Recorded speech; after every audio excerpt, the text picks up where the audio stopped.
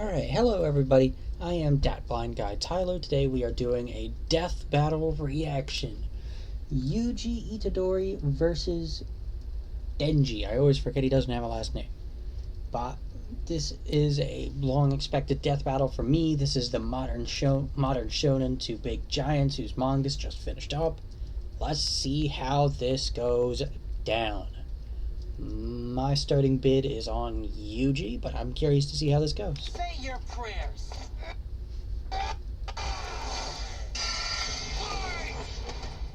Okay. Yuji versus Denji. The Vessel of Sukuna versus the Chainsaw Man. He wears an iron boomstick. And it's our job to analyze their weapons, armor, and skills to find out who would win a death battle. Let's go. Yuji Itadori was one thing, he was strong. As his grandfather lay dying, he made Yuji promise to help others and not to die alone. A promise Yuji would keep by joining Jujutsu High, a school for up-and-coming sorcerers training to rid the world of curses. Essentially monsters manifested by humanity's fears, hatreds, and anxieties. Just one problem for Yuji. Unlike everybody else, he didn't have a magical curse technique. Oh no, he had something way worse. After consuming a cursed finger, like a literal finger, That's Yuji a little became gross and a little possessed by its weird. original owner, the King of Curses, Ryomen Sukuna, the most powerful sorcerer in history. And Yuji's willpower was the only thing holding Sukuna back from controlling his body, killing everything in sight, and taking over the world. So Yuji got to know his surly new roommate, and perhaps one day he would show him a kinder, gentler path. A classic shonen hero's journey if I've ever heard one. Yuji would track down and nosh on the rest of Sukuna's cursed fingers before they caused any more trouble. About that,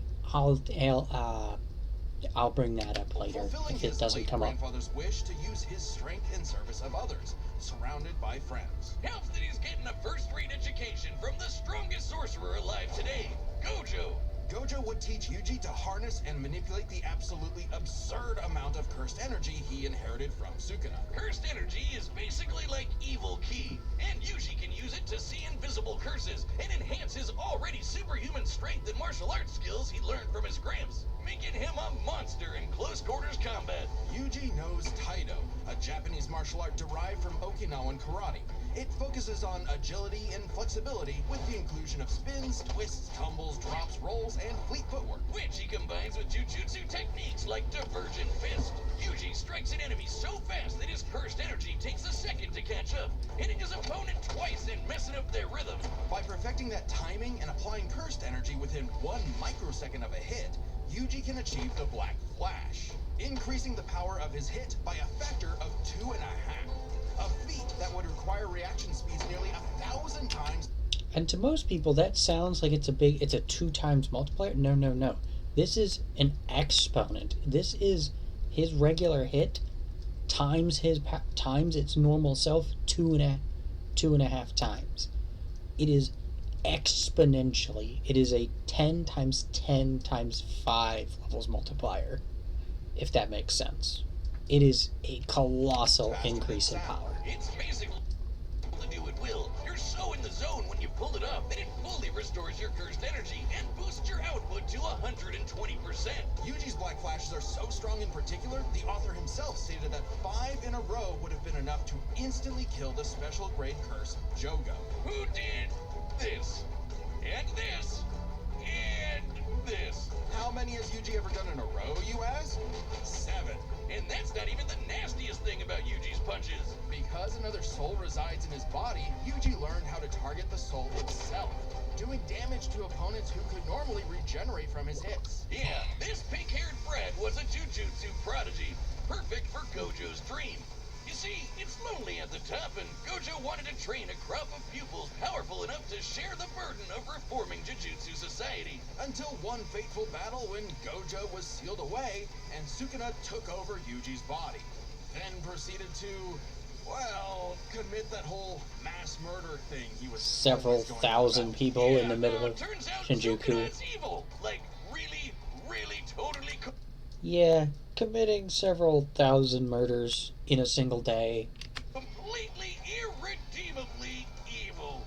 And Yeah, it he's also here for the love of the turns out game. that He every does not twist and turn in redeem. Yuji's life was orchestrated by the body-hopping sorcerer Kenjaku in order to resurrect Sukuna and bring about the curse apocalypse. In Yuji's eyes, something he was completely responsible for. And so, having failed his grandfather, Yuji's outlook shifted. No longer would he fight to protect others, but to kill curses. And after Sukuna hopped bodies into Yuji's best pal Megami, the King of Curses became numero uno on Yuji's shit list. Yuji's defeated powerful disaster curses like Hanami and Mahito, survived being slammed so hard he cratered the earth, and is comparable to sorcerers like Maki, who tanked getting rammed through entire mountain ranges. Yuji also learned how to use super advanced abilities, like reverse curse technique, to heal himself from crazy damage. Like getting his torso shredded into chili. Ugh. And in some other sorcerers' cases, even regrowing lost limbs. Though it takes a lot of energy to regenerate blood, so after going on a cursed object feeding frenzy, he learned how to manipulate his own blood to speed up his healing, or fire it like a blood beam. A poisonous blood beam. All of that combined made Yuji just tough enough to finally take on the King of Curses. Although greatly weakened after his victory against Gojo. Rip. Literally. Sukuna was still the de facto strongest being alive. But after hitting him with a Black Flash, Yuji actually copied Sukuna's main ability. Gojo's plan all along. This was Shrine. With it, Yuji can slice apart any surface he touches, an enemy's flesh, the ground beneath him, even the boundary between two souls in one body. Enough hits can even cause those two souls to separate. Like a souped-up version of his normal punches. Even better, Yuji finally gained access to the most powerful weapon in any sorcerer's arsenal, a domain expansion. Basically, a pocket dimension created by the sorcerer where their ability will hit no matter what. No contact needed. If you're trapped in Yuji's domain, you're getting sliced to ribbons. With all his power and training and righteous fury, Yuji severed Sukuna's soul from Megami's body, freeing his friend from the demon's clutches. But not before offering Sukuna one last chance at redemption. Which he rejected before dying because, well, evil. Leaving Yuji to grow into one of the most fearsome sorcerers in history. Turns out the cursed objects that Yuji consumed made him part curse and slowed his aging to a crawl, giving him decades of training and battle experience. He's mastered blood manipulation, can pull off Black Flashes at will, and shredded entire cities apart with Shrine. Just like Gojo and Sukuna before him, he became the strongest. But what actually makes someone truly strong? For Sukuna, it was the power to stand alone atop all others. But to Yuji, it was the opposite. The only reason he had survived as long as he had was because of the mercy and sacrifice of his friends. So Yuji brought together friends and allies, new and old, to create a world eventually free from curses entirely, fulfilling not just Gojo's wish, but his grandfather's as well. Because if Yuji Itadori was one thing, he was strong. Wiz, if there are two truths in this world, two universal... I am surprised they even brought in Modulo, the sequel series that takes place several decades later. Let's see. constants, it's these. Life sucks and then you die. Especially for the young boy, Denji. I mean, that's a little nihilistic and a little bleak, but he doesn't even know his last name. With an that's alcoholic not father wrong. forever indebted to the Yakuza, and a diet consisting of whatever garbage he could get his hands on, all Denji had in this world was his dog, Pochita. Who happened to have a chainsaw sticking out of his face.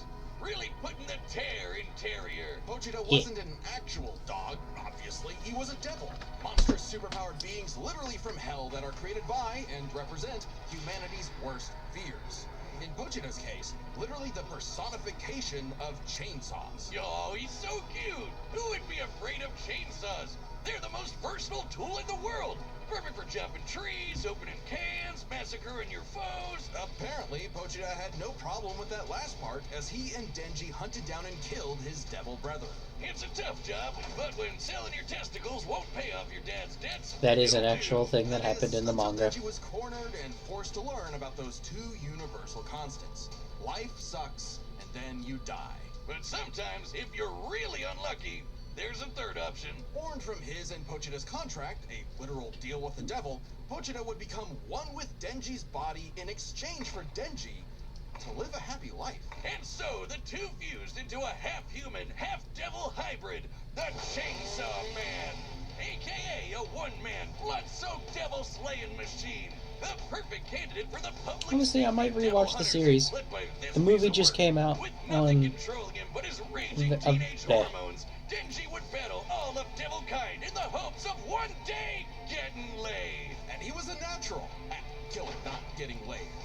As the Chainsaw Man, Denji can slice through just about anything and generate new chainsaws from any surface of his body. Or swing him around on massively long chains. Oh man, that's so cool. It helps that Denji is incredibly powerful, capable of lifting and throwing cars, surviving being blasted through several buildings, and moving way faster than the eye can see. And if he happens to get torn apart by some ornery devil, no biggie, because he can regenerate from just about anything.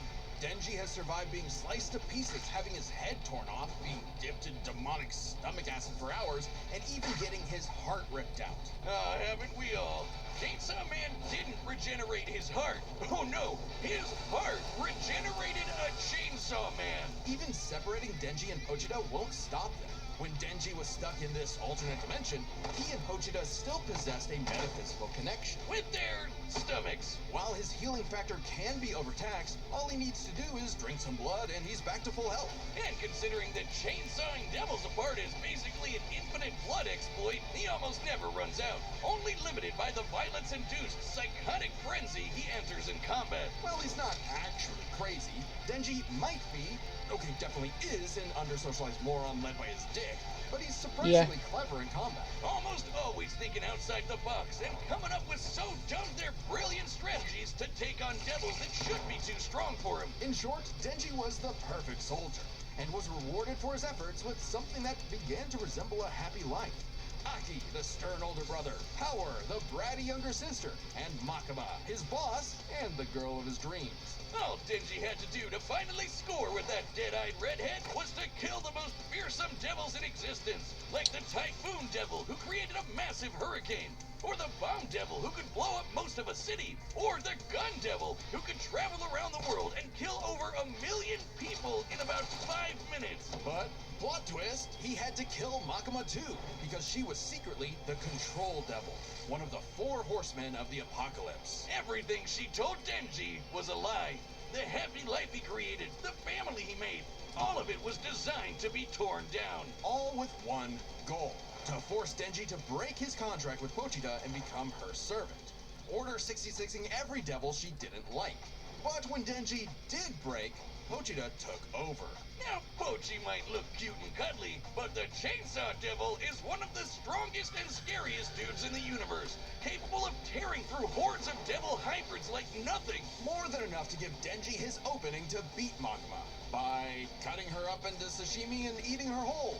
A very similar solution to the Chainsaw Devil's most powerful ability. Anything Pochita eats gets deleted from existence. Yeah, like it never happened in the first place. World War II? Gone. AIDS? Nada. Nuclear friggin' bombs? A light tasty afternoon snack, thank you very much. Forgive me, chainsaws. I knew not your power. He also ate the Death Devil. Yes, Denji ate death, which means no one on Earth could die. Oh, you think that's messed up? Let's talk about his next romance, Asa. A sweet, shy, awkward girl, perhaps Denji's one true love, except for the fact that she shares a body with Makima's sister, Yoru, the War Devil. Who herself is in love with the greatest warmonger of them all, the United States of America. And Yoru was determined to use her love of the USA to drown the world in a ceaseless hurricane of blood. Denji, buddy, you ever considered maybe switching to guys or something? Because every single woman you meet has tried to kill you. It was in Denji's climactic battle with the War Devil that his and Pochita's bond finally matured, giving Denji full control of the Chainsaw Devil's power. A kind of Denji Man, I guess. Which he used to kick the War Devil's ass. And she was no joke. Strong enough to shoot Pochita from across the globe with a near light-speed 2-ton bullet from the goddamn Statue of Liberty. Better yet, Yoru was so powerful she turned Oregon into a sword. Yes, the state of Oregon. Crumple the entire landmass into a blade, fly it over to Japan, and swing it at Denji. And he matched its power. She also threw the American flag at him. The one on the moon. You know, the moon in space. in seconds, and he dodged it. With the whole world literally falling apart, What? Pochita realized that becoming Chainsaw Man made Denji's dream for a normal life impossible. Something Denji was always too stubborn and selfish to realize until it was too late. So Pochita did what any good dog would do. Eat himself and erase the Chainsaw Devil from existence, creating a new world without him and leaving Denji just Denji. But maybe all this time, Denji was enough. Being Chainsaw Man could not save his loved ones, but being Denji could. Because, sure, life sucks and then, yeah, you'll die. But while you're stuck in between, chasing your dreams with your buds can help make life worth living. Alright, the battle's about to start. But first, pitch calls are back. Yep. Hey, I'm Chad, the voice of Boomstick. And we Hello. reopened Death Battle pitch calls on the Death Battle store. It's a way for you to meet with Ben and I, the creators of Death Battle, and pitch us your favorite matchup you always wanted to see over a video call. That's right. Alright, everybody, get to your comments section immediately. Who am I pitching to Death Battle? Also, like and subscribe while you're down there. And I'll leave a link for their video and their Patreon and stuff. Right, a lot of In the the episodes channel. we're working on right now are being made because of a pitch. But to give each pitch the time it needs, there is a limited number available. So grab them quick before they're gone. Last time we sold out in just under an hour, which absolutely blew our minds. Death Battle pitches are available right now on our website, deathbattle.gg. It's kind of like our own private Patreon with a bunch of extra stuff in every episode of Death Battle ever. And if you're a website member, you get first dibs. First it'll be available to chroniclers, then archivists, and so on. Plus, members get a pretty sweet discount on the store, so it's a big deal. Let's get to the battle, but don't forget to grab your pitch at deathbattle.gg. Okay. All right, the combatants are set, and we've run the data through all possibilities. It's time for a death battle!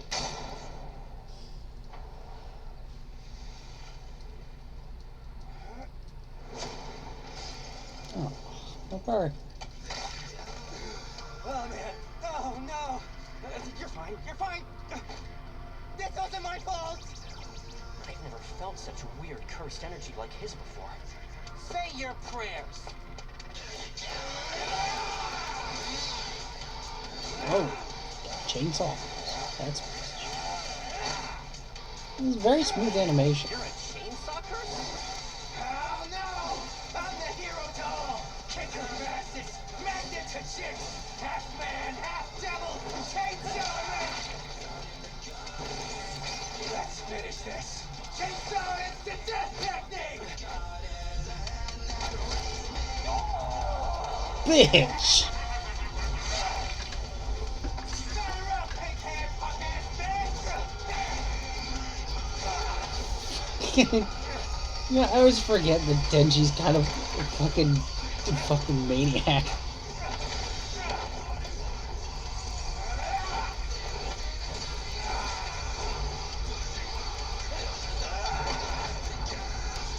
Wait for it.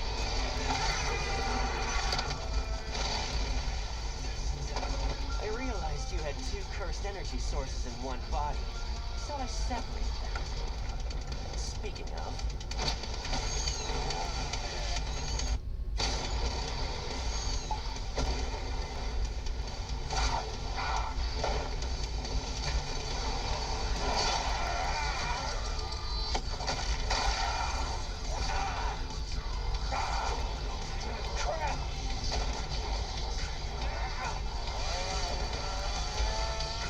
Domain expansion.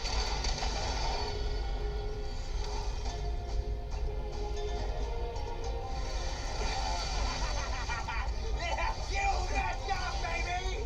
Pochita and I are brothers! You'll never keep us apart!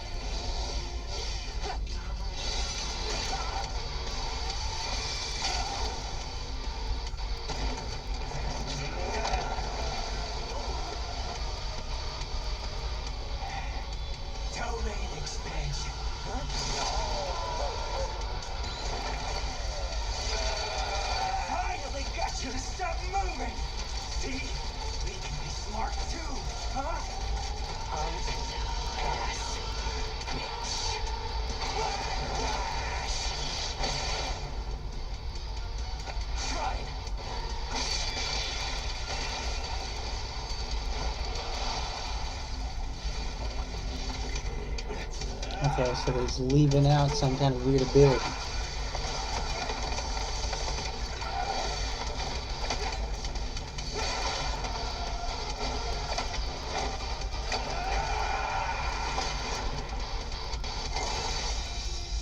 A human and a curse. Brothers. You don't see that every day. All right, Pochita. I wonder if that burger place is still open. KO! If Yuji Itadori was one thing, he was strong. Just not strong enough today. Let's break this down into 4 chapters. Their speed, skill, abilities, and power. First off, who was faster? Yuji's greatest speed feat is the Black Flash. In order to apply cursed energy within 1 microsecond of a strike, Yuji would have to move and react at over 900 times the speed of sound. Insanely fast. But remember that time Denji dodged that flag that Yoru summoned from the moon? You know, the one that's over 200,000 miles away? Considering Denji's position from start to impact, all while in the midst of a fast-paced battle, this must have happened in a matter of seconds. We'll lowball it and say 10. Though it'd probably have to be faster to use against Denji in a fight. This means the flag must have been moving over 12% the speed of light. Over 100 times faster than the Black Flash. Now, Yuji has gotten significantly stronger since his adolescence, but we know for a fact that in Jujutsu Kaisen, relativistic speeds are something humanity has explicitly not yet achieved. So it's pretty clear that Denji takes speed. However, Yuji has made a career out of going up against enemies far out of his league by relying on his skill. And what a career it's been! He defeated the King of Curses all before he was even an adult, and he continued to train and master his jujutsu techniques for decades. Whereas Denji, while certainly a clever, unorthodox fighter, would often get by due to his sheer stubbornness and durability more than anything else. With Yuji's greater experience and martial arts combined, he was definitely the more skilled fighter. What wasn't as clear-cut was who had the better abilities. Specifically, how well they can cut each other and how well they can heal from being cut. So I guess it's their cut ability. Both could survive pretty insane wounds, though Denji's devil healing factor was superior. The most Yuji has ever healed were some big slashes against his stomach. And while other similarly powerful sorcerers like Gojo could regenerate lost limbs, Denji could regenerate almost all of his body from a single cord pull. That being said, Yuji's soul-targeting attacks have done lasting damage against those with superior healing like Mahito. Not just that, but literally splitting 2 souls apart. That's how he beat Sukuna, and he could potentially do the same thing to break apart Denji and Pochita. However, it's not so simple. Sukuna was already severely weakened at the time, and it took Yuji several hits to separate him and Megumi. And on top of that, even if Denji and Pochita were split up, we know they keep a metaphysical connection when apart. In fact, they were split up when they were fighting Makima, and they had no problem rejoining. No reason they couldn't do it again here. However, Denji's healing factor isn't unlimited. He'll need blood to heal eventually, and the range and speed of Yuji's slashes would force Denji to tank them to get up close. Even if he could, Yuji's healing factor wouldn't last nearly as long against Denji's chainsaws. But then Yuji could back off, Denji chase him, and so on. Like an unstoppable force meeting an immovable object, neither had a clear edge in cut ability. So what it ultimately came down to was power. Who could do the most damage and wear the other guy down first? Yuji slicing apart an entire city is one of the most impressive feats in all of Jujutsu Kaisen. By measuring the clouds of dust created in his attack's wake, we can estimate he launched over 5.5 million tons of debris into the air. That kind of force is equivalent to over 3 megatons of TNT, comparable to a hydrogen bomb. But unfortunately for Yuji, while he could cut apart a city, Denji was Oregon level. The state of Oregon is the 9th largest in the Union by total area, nearly 100,000 square miles. By estimating its volume, Yoru compressed a mass weighing over 750 trillion tons. One swing from that sword would hit with an energy of over 30,000 megatons of TNT. Which is like 10,000 hydrogen bombs. And not only did Denji survive a swing, he straight up overpowered it. That's insanely strong, but not inconsistent. Like the time Yoru fired that globe-spanning near-light-speed bullet from the Statue of Liberty. Sure, Yuji's citywide dismantle was done casually, but so was Yoru crumpling Oregon. Yuji's dismantles would need to be 1,000,000% stronger to do significant damage to Denji. Especially with Denji's OP healing factor too. Denji takes the final edge in power. All Denji needed was one good hit to finish the fight. And with his far greater speed, it was only a matter of time. What can I say, Yuji? Denji's just got that dog in him. The winner is Denji, the Chainsaw Man. Next time on Death Yeah, Battle. okay.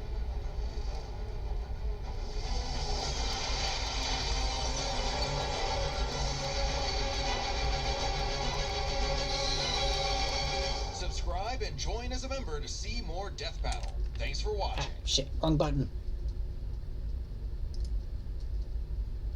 Alright, who the heck was that? I didn't see.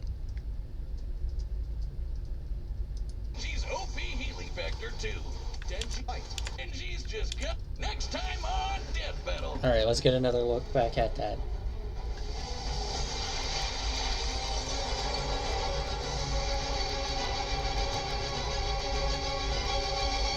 Subscribe and join.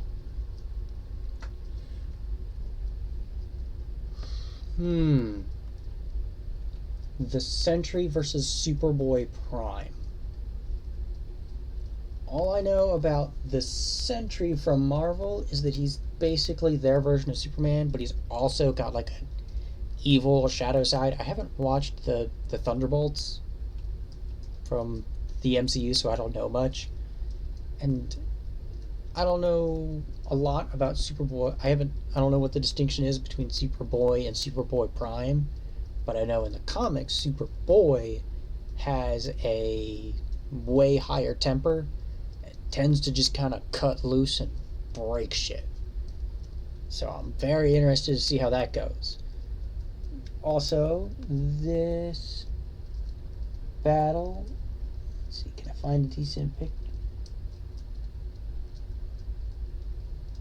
Whatever.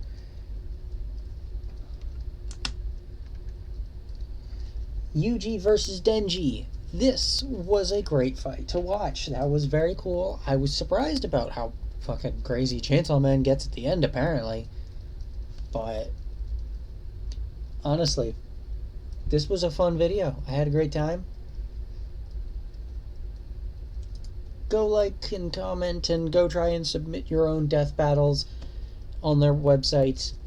I will leave a link to the video so you can get to all their stuff as fast as possible. And everybody have a great day.